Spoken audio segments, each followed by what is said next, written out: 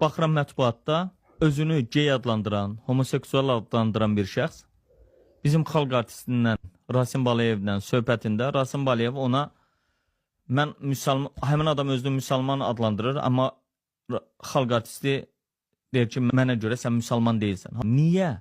Niyə axı? Yəni bir adam homoseksual da özü bilər.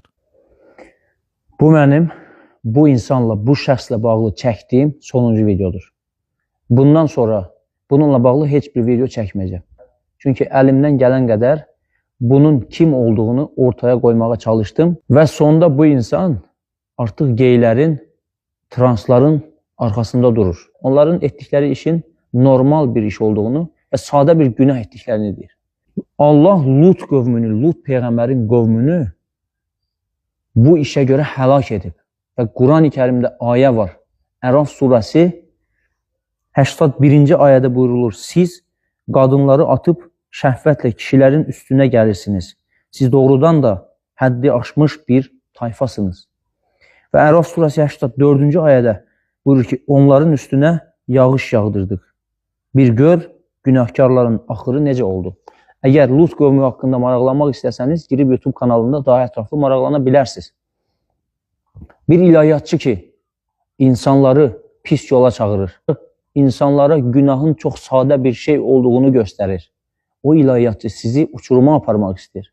Sadəcə olaraq ilahiyyatçı libası geyinib bu insan. Mənim və mənim kimi insanların dərdi sizin balalarınızın pis yola getməməsidir.